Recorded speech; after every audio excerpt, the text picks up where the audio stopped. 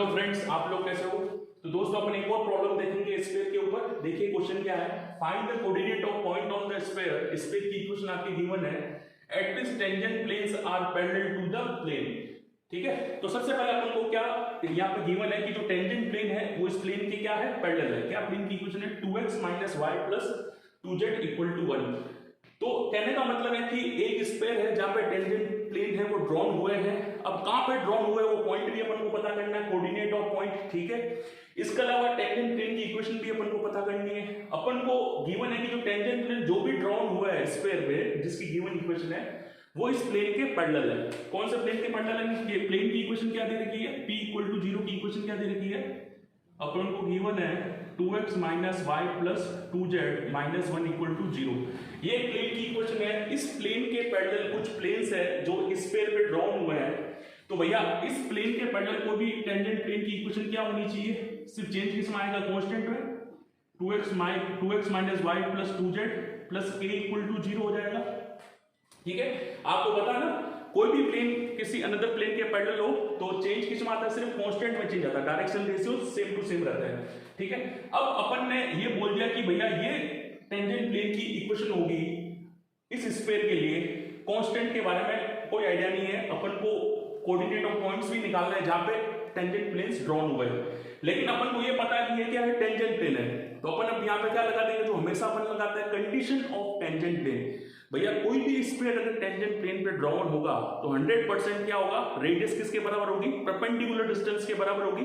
कौन सी perpendicular distance, perpendicular distance कहां से आई, perpendicular drawn from centre to the point of contact. Perpendicular drawn from centre to the point of contact, है ना। जैसे ये मेरा कोई प्लेन है, ठीक है, तो इस सेंटर से परपेंडिकुलर जो ड्रॉप हुआ है इस पॉइंट ऑफ कांटेक्ट ए पे, और ये मेरा सेंटर है, तो हमेशा किसके बराबर होता है, रेडियस के बराबर होता है। ये मैंने कंसेप्ट लास्ट वीडियोस के अंदर काफी मैंने बताया है।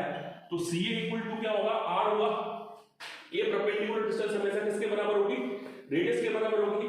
हमेशा ही टेंजेंट प्लेन के लिए कंडीशन रहती है, कंडीशन ऑफ टेंजेंट प्लेन। तो इस स्फीयर का सेंटर देख लेते हैं। तो स्फीयर का सेंटर कितना होगा, देखो x के कोएफिशिएंट का हाफ कर लो, कितना हो जाएगा -2, और उसको नेगेटिव से मल्टीप्लाई कर लो तो क्या आ जाएगा 2, और y के कोएफिशिएंट का हाफ करोगे 1 और नेगेटिव से मल्टीप्लाई करोगे तो -1, और z तो यहाँ है ही नहीं तो ये हो जाएगा 0।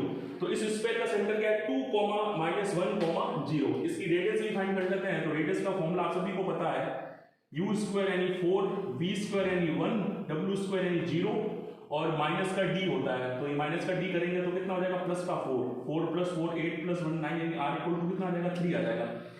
ये दोस्तों फॉर्मूला होता है, काफी वीडियोस के अंदर मैंने बताया है, u² + v² + w² - d। u की वैल्यू 2 है, v की वैल्यू -1 है, w अपना 0 है, और d की वैल्यू क्या है, -4 है। तो यहाँ से रेडियस कितनी आ गई, 3 आ गई। यानी ये CA कितना होना चाहिए, 3 होना चाहिए। CA कितना होना चाहिए, 3। यानी ये परपेंडिकुलर डिस्टेंस जो भी होगी वो रेडियस के बराबर होगी। रेडियस कितनी अपने पास, 3 है इस स्फीयर की, s इक्वल टू 0। ये स्फीयर अपना क्या है, s इक्वल टू 0 अपना स्फीयर है। अब निकालेंगे अपन परपेंडिकुलर डिस्टेंस निकालेंगे। तो भैया परपेंडिकुलर डिस्टेंस का फॉर्मूला तो मैंने आपको लोगों को बताया ही है, बड़ा आसान है याद करना कि भैया जहां से भी परपेंडिकुलर ड्रॉप हुआ है वो जो एक्सटर्नल पॉइंट होता है उसको क्या करते हैं अपन, प्लेन पे सेटिस्फाई करा देते हैं। तो इस प्लेन पे अपना एक्सटर्नल पॉइंट क्या रहेगा, स्फीयर का सेंटर, इसको इस प्लेन पे सेटिस्फाई करा दो।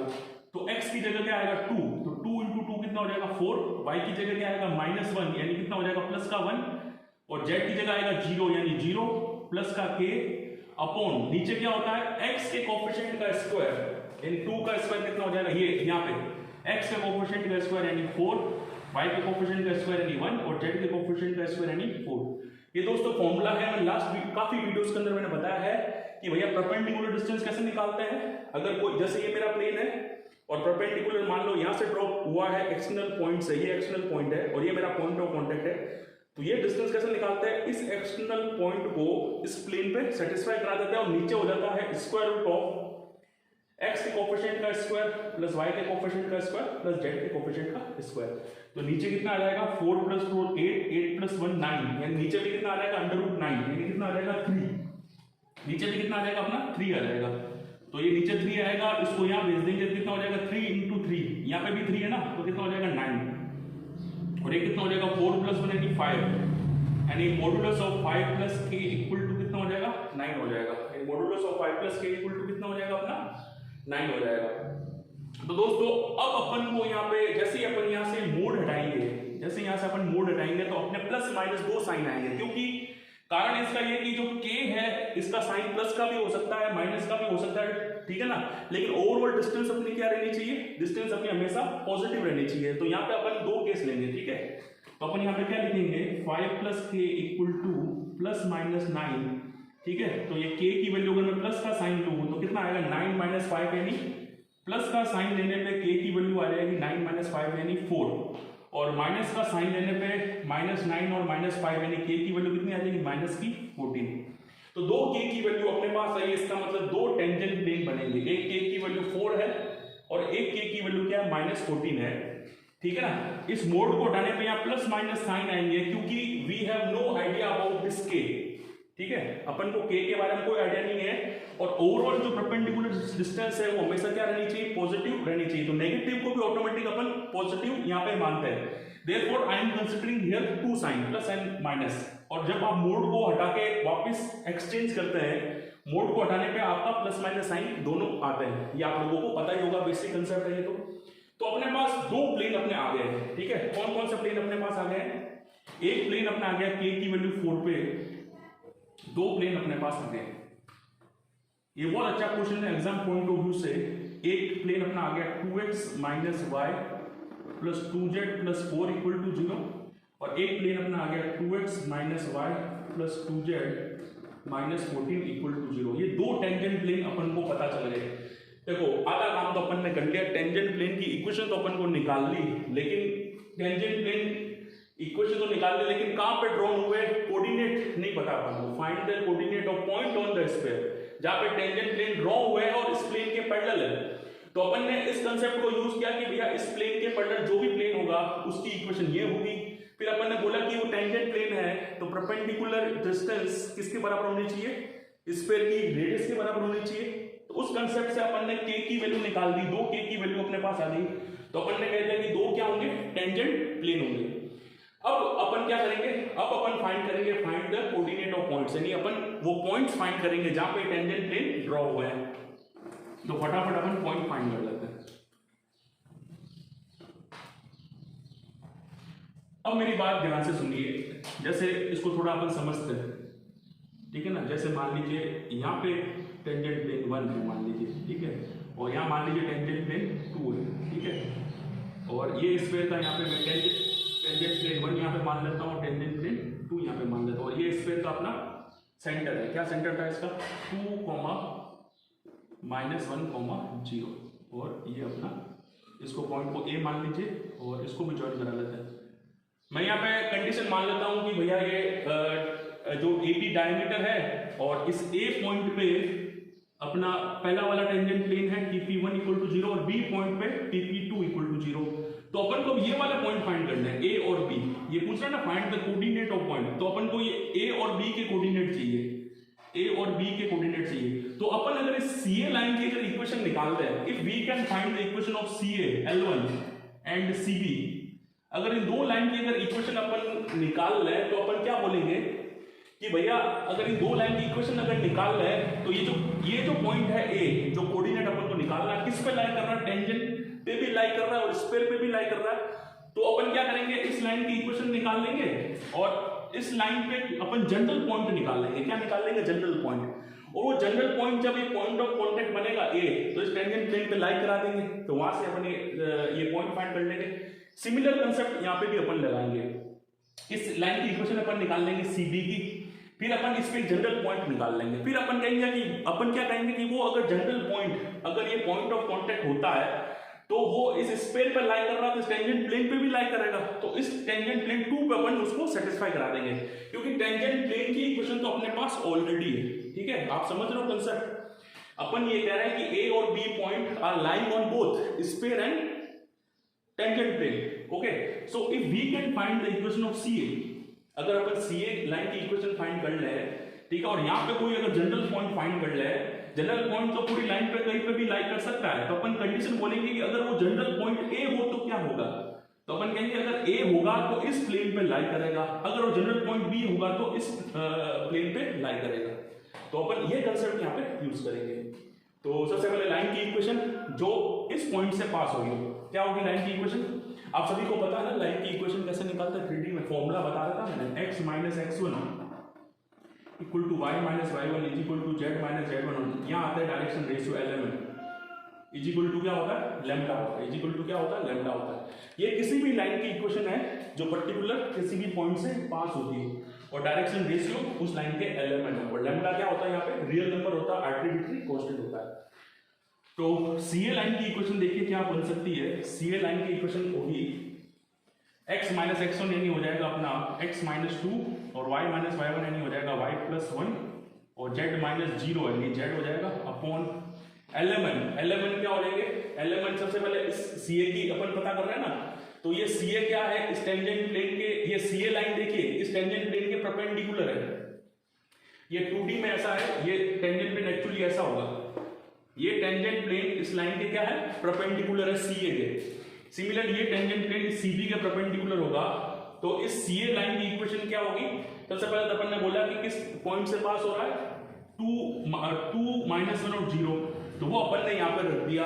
अपॉन क्या आ जाएगा, एलिमेंट आ जाएगा, तो इसका एलिमेंट क्या है, 2 माइनस 1 और 2, तो क्या आ जाएगा 2 माइनस 1 और 2 इक्वल टू क्या हो जाएगा, लैम्डा 1 ले लेते हैं, क्योंकि दूसरी बार अपन को लैम्डा 2 लेना पड़ेगा। ये सेम टू सेम कंडीशन अपन को यहाँ पे भी लगानी पड़ेगी, और यहाँ से अपन जनरल पॉइंट पता कर लेते हैं। तो क्या आएगा, x की वैल्यू, इसको अगर इससे कंपेयर करेंगे क्या आएगा, 2 लैम्डा 1 प्लस का 2 ये उधर जाएगा, तो और y की वैल्यू क्या आ जाएगी, माइनस का लैम्डा 1 माइनस 1, और उसको अगर वहां बचेगा z की वैल्यू क्या आ जाएगी, 2 लैम्डा 1।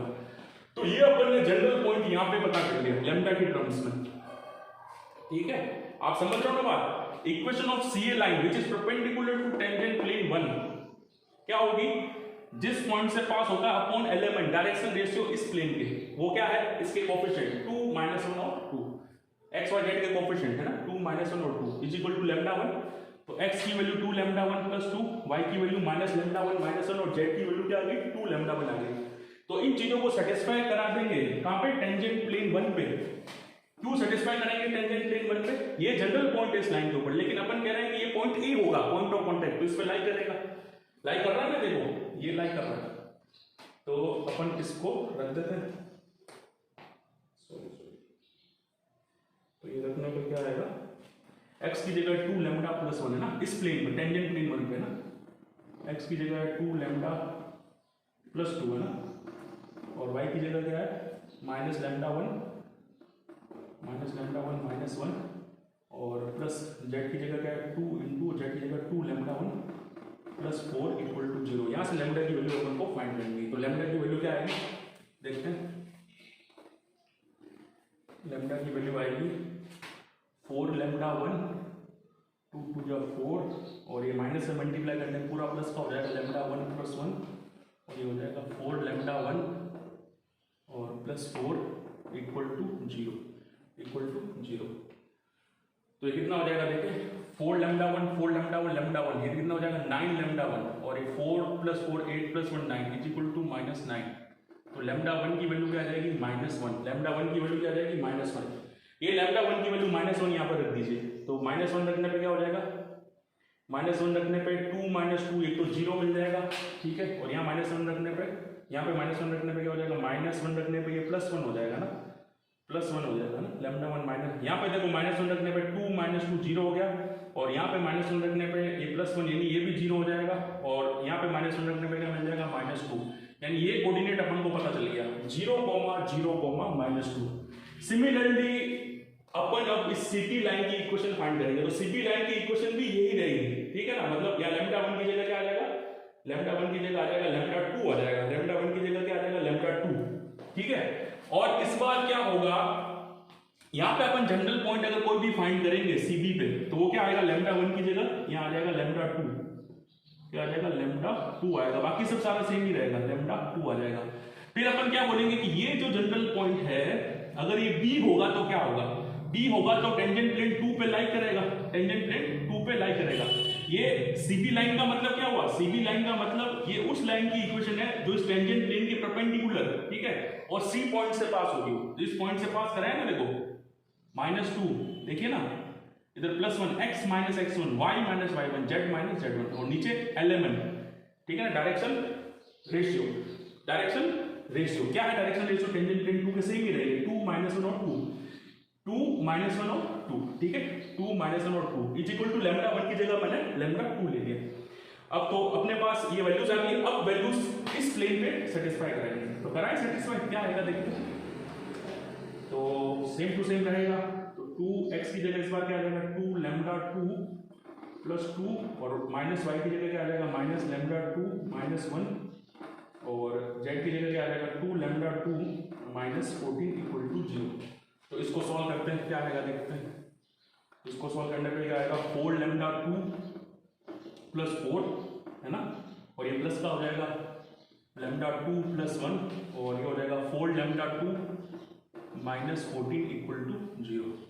तो इसको सॉल्व करेंगे, कितना आएगा 4λ2 8λ2 ये हो जाएगा 9λ2 और 4 + 1 कितना हो जाएगा 5, 4 + 1 5 और -14 और प्लस का 5 कितना हो जाएगा माइनस का 9, उधर जाके क्या बन जाएगा 9, तो λ2 कितना आ जाएगा प्लस का 1, ठीक है, कितना आ जाएगा λ2 प्लस का 1, λ1 माइनस का 1 आया था और ये क्या आएगा प्लस का 1, तो यहाँ 1 रखेंगे तो क्या मिलेगा 2 + 2 यानी 4 और यहाँ 1 रखेंगे क्या आएगा -1 -1 -2 और यहाँ 1 रखेंगे क्या आएगा 2 आ जाएगा। तो ये अपन को कोऑर्डिनेट ये B मिल गया। तो अपन ने दोनों कोऑर्डिनेट पता कर लिए, A और B दोनों कोऑर्डिनेट अपन ने पता कर लिए, टेंजेंट प्लेन की इक्वेशन भी अपन ने पता कर ली। क्या कंसेप्ट यहाँ पे मैंने यूज किया, क्वेश्चन में गिवन था कि भैया टेंजेंट प्लेन ड्रॉन हुए, ठीक है ना, पर्टिकुलर किसी पॉइंट पे टेंजेंट प्लेन ड्रॉन हुए। क्या हिंट था क्वेश्चन में कि जो भी टेंजेंट प्लेन ड्रॉन हुए पर्टिकुलर किसी प्लेन के पैरेलल है। तो मैंने सबसे पहले बोला कि भैया किसी प्लेन के पैरेलल है तो उसकी इक्वेशन क्या होगी, वो इक्वेशन मैंने लिख दी, सिर्फ चेंज किस में आएगा कांस्टेंट में आएगा, डायरेक्शन रेशियो सेम रहेगा, उसकी इक्वेशन लिख दी। उसके बाद मैंने बोला कि टेंजेंट प्लेन है स्फीयर के लिए तो परपेंडिकुलर डिस्टेंस किसके बराबर होगी, रेडियस के बराबर होगी, रेडियस के बराबर कराया। वहां से दो कांस्टेंट मेरे को मिले, मोड को जब मैंने हटाया तो वहां से प्लस माइनस साइन आएंगे, वो वहां पे अपन को लेना पड़ेगा प्लस माइनस साइन, ठीक है। तो वहां से k की वैल्यू मेरे पास 4 और -14 आ गई, 4 और -14 तो दो प्लेन अपने पास आ गए। फिर अपन ने बोला कि ये जो CA लाइन है CB लाइन है इसकी इक्वेशन अपन निकाल लेते हैं, तो अपन को ये पॉइंट ऑफ कांटेक्ट जो क्वेश्चन में पूछ रहा है कोऑर्डिनेट वो अपन को मिल जाएंगे, यानी किस पॉइंट पे टेंजेंट प्लेन ड्रॉन हुआ है। तो ये CA लाइन की इक्वेशन निकाली, ये CA लाइन इस प्लेन के क्या है परपेंडिकुलर, प्लेन अपना ये है टेंजेंट प्लेन 1, टेंजेंट प्लेन 2 ये, ठीक है। तो किसी लाइन की इक्वेशन जो सेंटर से पास होती हो, नहीं किसी पर्टिकुलर पॉइंट से पास हो और किसी प्लेन के परपेंडिकुलर हो, ठीक है ना, तो उसकी इक्वेशन अपन ने लिख दी, ठीक है। λ1 मैंने निकाल दिया इस लाइन के लिए, λ2 मैंने निकाल दिया इस लाइन के लिए। फिर मैंने बोला कि जनरल पॉइंट तो अपन को पता चल गया, जनरल पॉइंट का मतलब कोई भी पॉइंट जो लाइन पर लाई करता हो, लेकिन वो पॉइंट A होगा तो क्या होगा, मैंने कहा अगर वो पॉइंट A हुआ तो इस प्लेन पे लाई कर जाएगा, वो पॉइंट B हुआ तो इस प्लेन पे लाई कर जाएगा। तो इस कंसेप्ट से λ1 λ2 निकाला और दोनों कोऑर्डिनेट A और B मिल गए, ठीक है दोस्तों। तो ये बहुत अच्छा क्वेश्चन है। थैंक यू फ्रेंड्स, आपने वीडियो देखा, इस वीडियो को अधिकतम शेयर कीजिए, मेरे चैनल को सब्सक्राइब कीजिए।